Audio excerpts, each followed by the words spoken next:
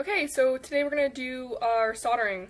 I'm going to have you guys solder up one of the clock tower PCBs that we are designing in this class. This is what it looks like fully assembled. And this is like a bare board, which you will get along with all the parts that you need to assemble it. So first things first with soldering, safety. So this is very hot. It's like 472 degrees right now. You can change that on your soldering iron, but it's still going to be extremely hot because it needs to melt that metal. So be very careful with that. Turn it off when you're not using it. I can't tell you how many times I've walked into a lab and there's been a soldering iron just like left on overnight, which is a huge fire hazard. Do not lay the soldering iron on its cord because you will burn through the cord and then cause an electrical problem. Always leave it in its little like holder. There's usually a soldering iron comes with a little sponge. Make sure this is wet so you can wipe it off on there and it won't burn. Another thing, goggles. So these are my goggles today because I forgot mine. But make sure you have something to cover your eyes. Solder can kind of jump and hit you in the eye and it can blind you. So have something to cover your eyes, whether it's your glasses or safety goggles. We're going to give you guys all safety goggles with your soldering irons. Wear them. If you have hair, probably tie it back. That's not super important, but you could burn it. It can get in your way and make visibility a little hard, so probably tie your hair back if you can. Okay, so that's pretty much it for safety. Another important safety thing is to make sure you have good ventilation. So the fumes from soldering are not great for you, so have like either a fan or an open window nearby, preferably both. Another thing is there is lead in solder. Not all solder has lead, but the good solder has lead. So if you're going to be soldering, just make sure you wash your hands before you eat, because lead is bad for you. Okay, so once safety is taken care of, we're going to go over tools. So you'll need a soldering iron, of course. We'll be lending you guys out some from the lab, or shipping it to you depending on where you are.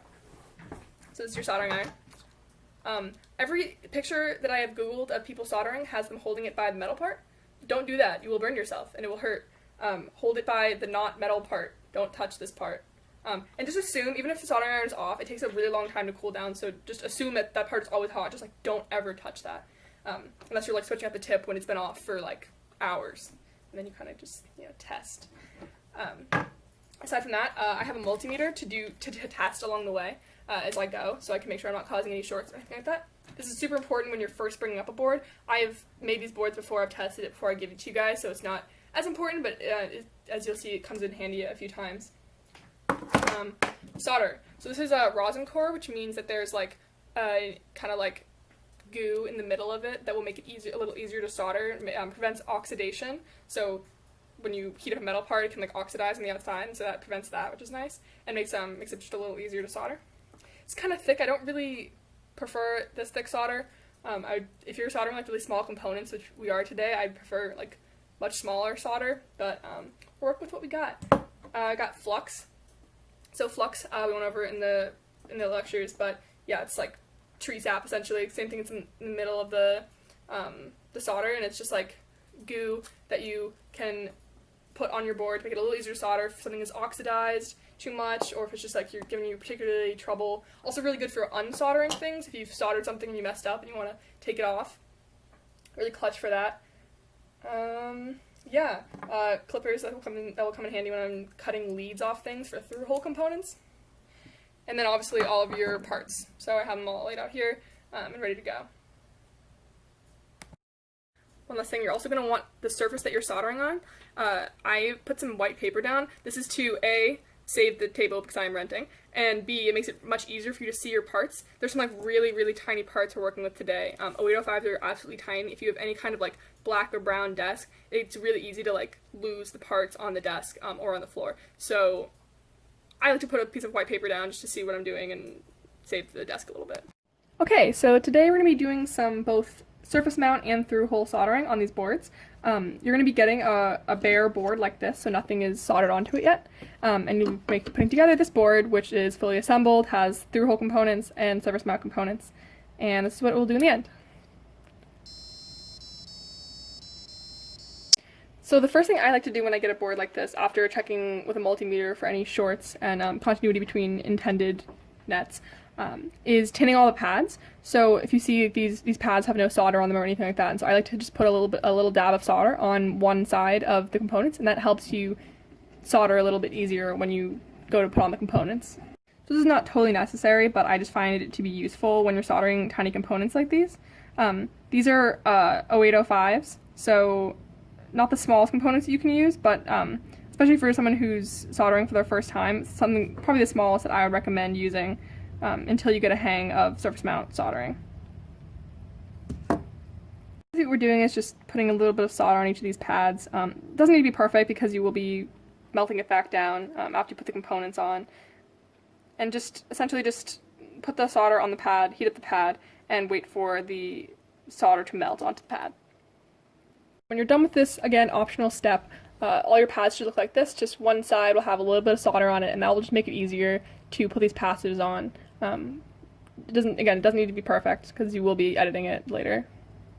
So next we're going to be putting some components on, and I'm going to send you guys a BOM, which is a bill of materials, and that will tell you what each component is on the board, and you can tell by these little things that say, like, you know, R1, R2, R3, whatever.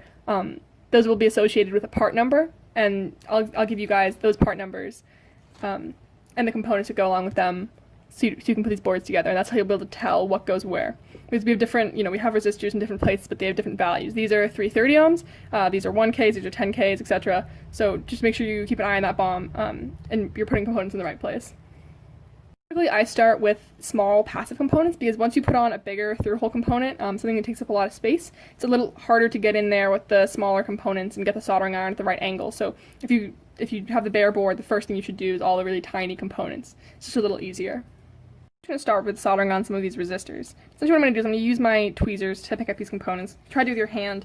You're getting way too close to that soldering iron. It'll probably be pretty hot. So you're going to want to place it on one of the pads that you have a tin on. Heat up that pad with the tin. And just put that into place, holding it down, and then removing the soldering iron, and that should get it in place. We're going to go around and do that to all of them, and then we'll go around and back and do the other side.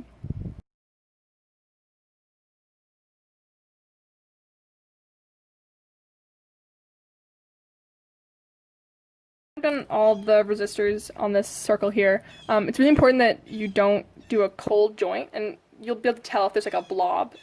So these joints are good because they look kind of smooth.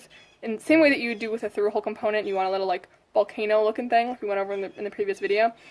That's the same way you're going to want it to look with your passives. Otherwise, it might not be a good connection, and it could be unstable. I'm just going to go around and connect the other side of the resistors to the opposite pad.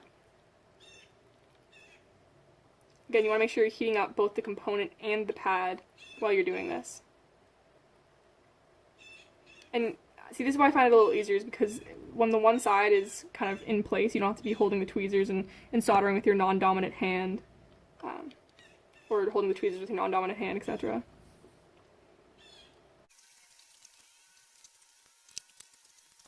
Now we have both those resistors, or all those resistors soldered on both sides. I'm just going to go through and do the same thing for these resistors, these capacitors, these resistors, capacitors, and just do the same process of tinning one side, holding down with the tweezers, and then going around and doing the other side.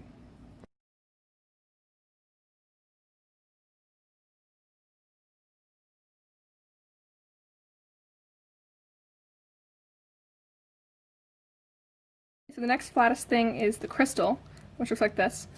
These are also bidirectional, so it doesn't matter which direction you put it in. And we're going to solder exactly the same way as we did the other components.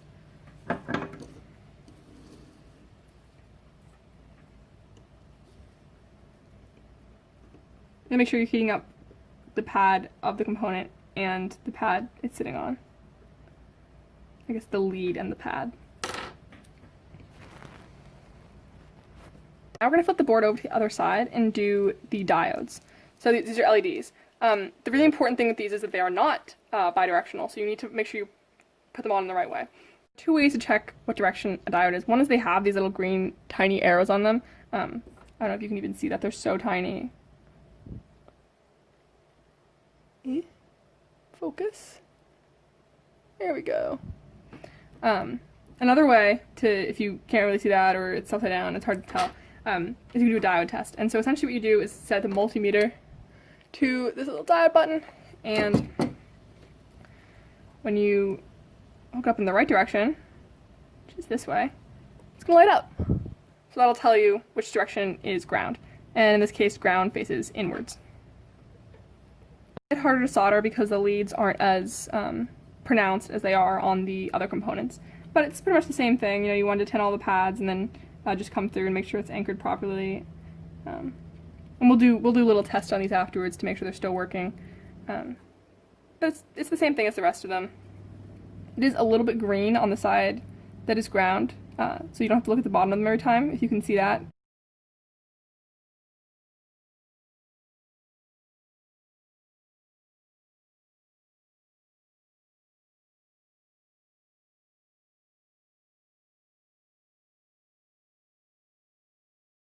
So now that we've gone and put all of them on one side, we're just going to go through and do the same thing we did before, go to the other side and make sure they're connected on both sides. Again, I know this is pretty repetitive, but it's good practice.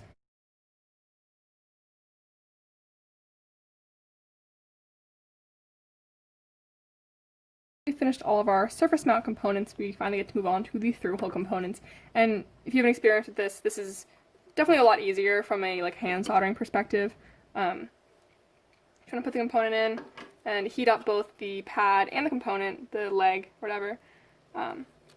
Just get a little bit of solder on there. If you do it from the opposite side, it helps because then you're not just heating it up on the soldering iron. There you go, make a little volcano. You remember from the slides earlier, like what different bad joints can look like. Just make sure they're nice and flush. Should look something like that. This component is the battery holder, and one thing that I found with this is that the battery really needs to be pushed in to work, so I actually tinned this middle pad a little bit, just so it would kind of push into the battery a little more and make sure that it was operational all the time. And you can tin these too if you want. The thing is, this is also one big metal component, so if you heat it up too much, the whole thing gets really hot, but also the opposite side will start sliding around. So even if you have one side anchored, you could have it not anchored. Okay. So I did the thing which I keep meaning not to do, which is basically putting this thing on backwards. As you see, there is a button at the top there, and that makes it pretty hard to put the battery in that direction. So you actually have to put it on the opposite way. I will put this in the beginning of the video so that no one's confused, but yeah, dingus move on my part.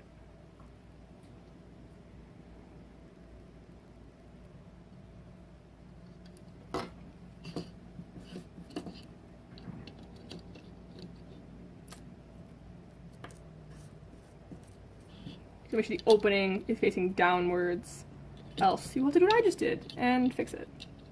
Not the worst thing in the world. Practice unsoldering things is also important.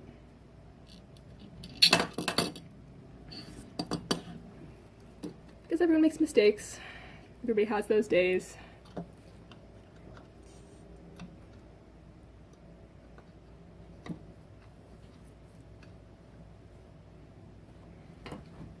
And the last component is the dip holder. What's important about this is that it's also directional, even though it might not look like it, because you're going to want to put the microcontroller in the right way. So this little like notch here has to line up with this notch here.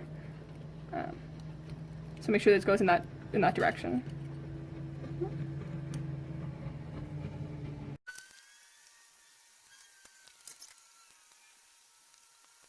You're putting this on the right side. It might be obvious, but if you put this on the opposite side, it's not going to line up properly, and it won't look right. So the last component is the piezo buzzer, which is this guy right here. This is also not directional, so you can just stick through and solder it on this side.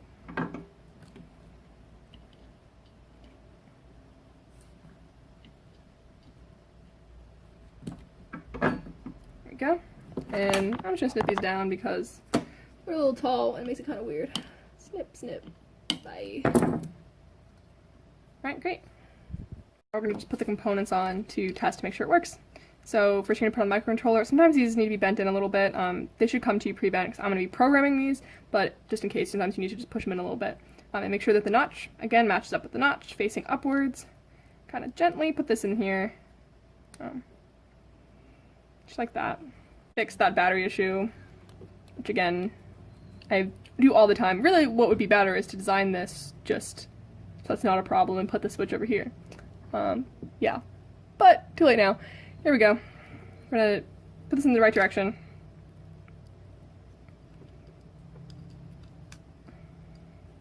And now we'll turn it on and see if it works.